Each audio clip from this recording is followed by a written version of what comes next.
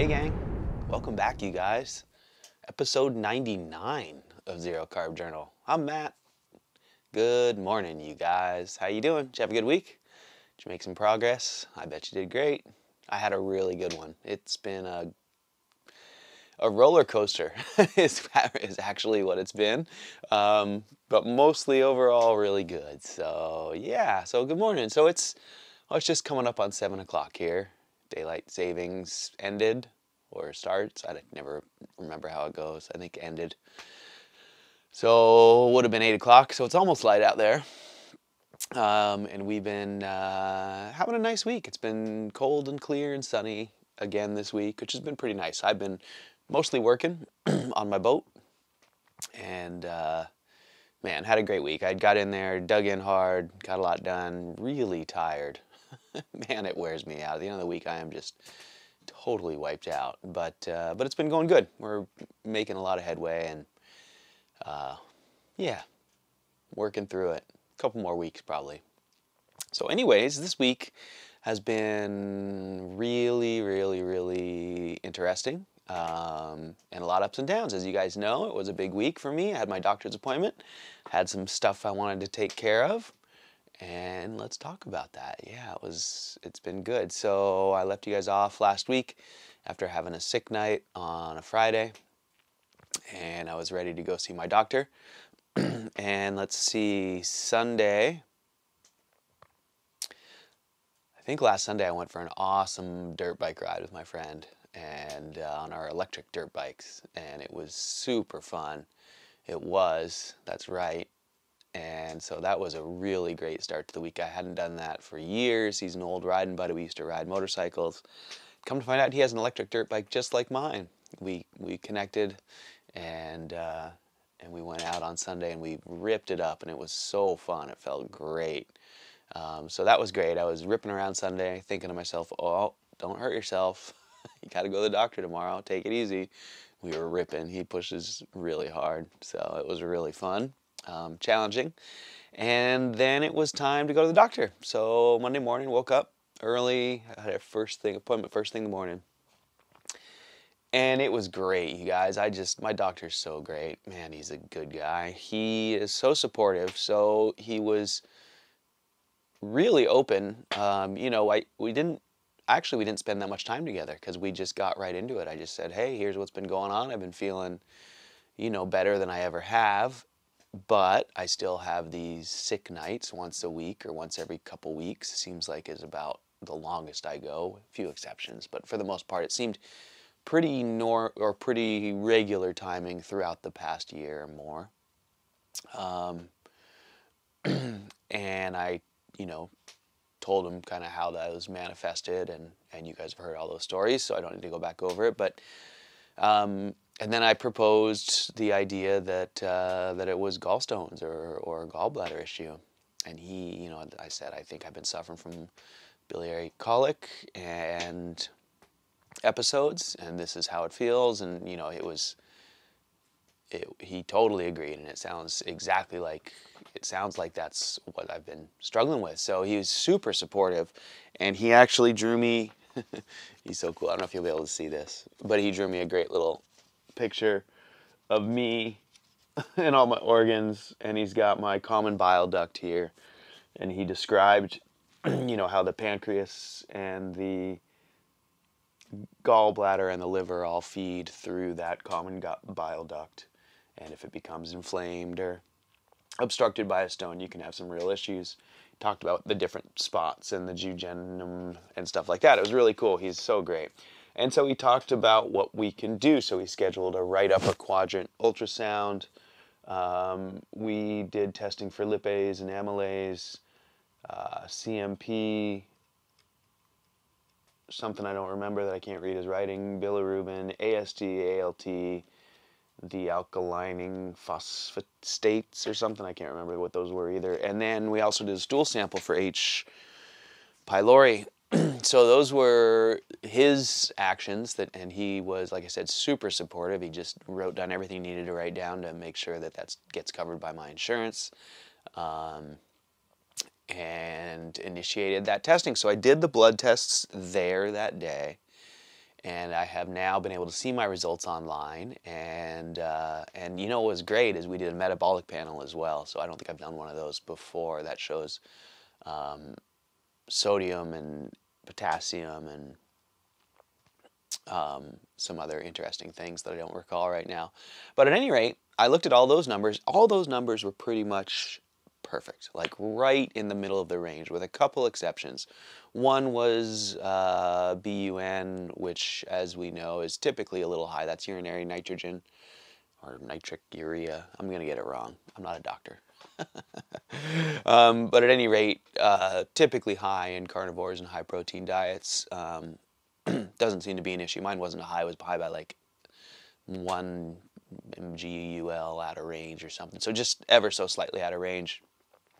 And the other one that was ever so slightly out of range was the alkalining phosphate states, or whatever those are called. I should have done my research before I woke up this morning, but I haven't looked at it for a few days. But at any rate, again, I was, the range was like, let's say, I think it was 15 to 116, and I was 118. So I looked it up, and they say people vary, and everyone varies through the day, and you shouldn't worry if you're just a tiny bit out of range. So, but for the most part, everything was right in the middle of the mark of the normal range, and so my AST and my ALT, which were the liver enzymes, and the lipase and amylase, were also just kind of right dead in the dead center. So that was good news in the sense that everything seems to be working fine, and I didn't, so it doesn't seem to reveal anything. Now I haven't done a follow-up with my doctor, so that's just me interpreting those results, but they did all look fairly normal. So that was great. So I did that, and then, like I said, he scheduled an ultrasound, and so I went through my week, and they were able to schedule me on Friday. So I actually already had my ultrasound, you guys. How about that? So I went in early Friday morning. It was at 7 a.m.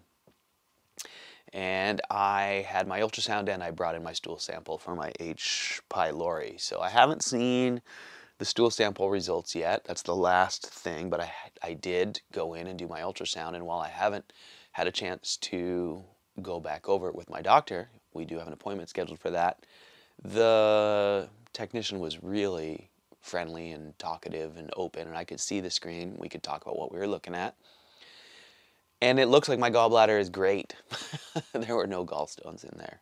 And my common bile duct it looked appropriately sized. She said it wasn't giant oversized, which can be a problem. It was just about right, and she was able to track the blood flow, and everything seemed to be working fine. So now that's just from her. She's not a doctor.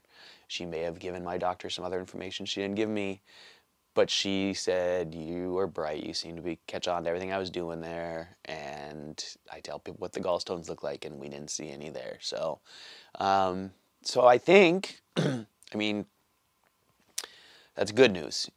I was both pleased and a little bit discouraged, as you guys know probably how that goes, because of course I would love an answer. I'm looking for answers and coming up with nothing. But it's okay. So it does.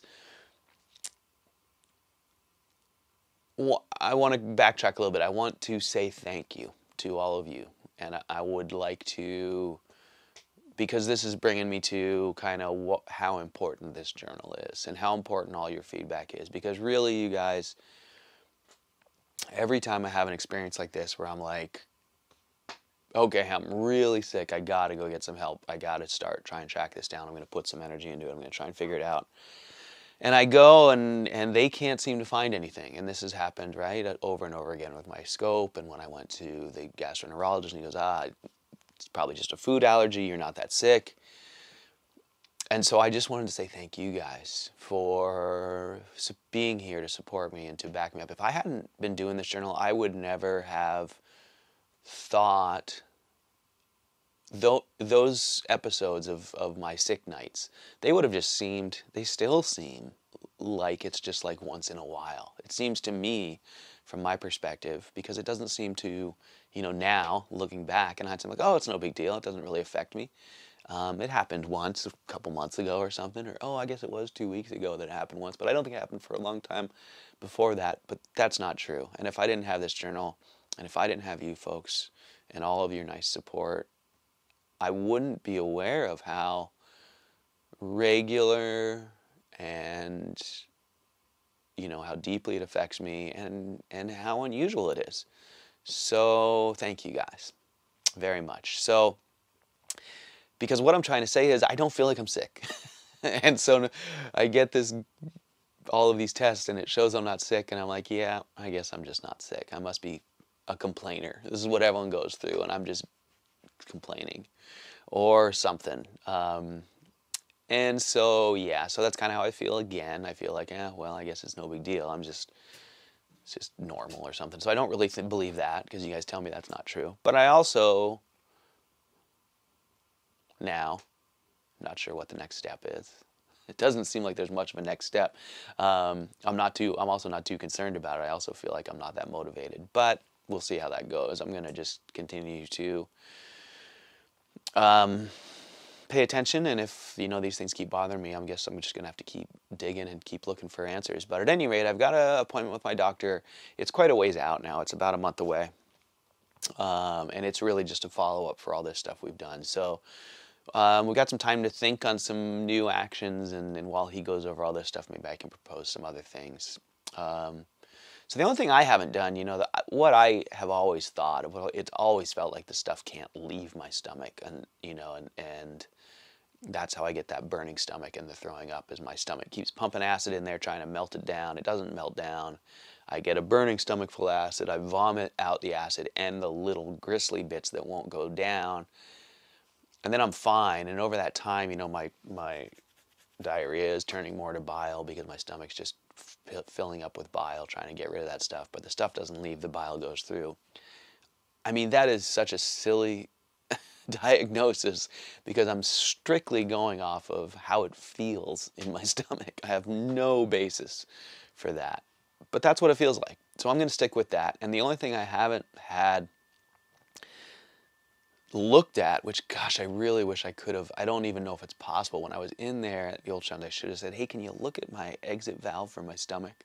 Can you just see if that's normal sized or whatever? Because, so when I was a kid, I had a lot of stomach pain. I remember a school episode in school one time where the guy wouldn't let me go to the bathroom, and I was just miserable, and I didn't know what was going on. He goes, oh, you just got gas cramps. And I was like, oh, yeah, I think he's right. I do just have gas cramps. And it was kind of a first light bulb in my head of like why I was having such pain. That was in 7th grade. So I know it's just a memory. It's kind of a standalone memory. I don't remember always having stomach pain, but I remember that episode, and it sort of is like, it illuminates that, yes, you've had stomach pain since you were a little kid. I remember always laying on my stomach, my mom saying, your tummy hurts, lay on your tummy.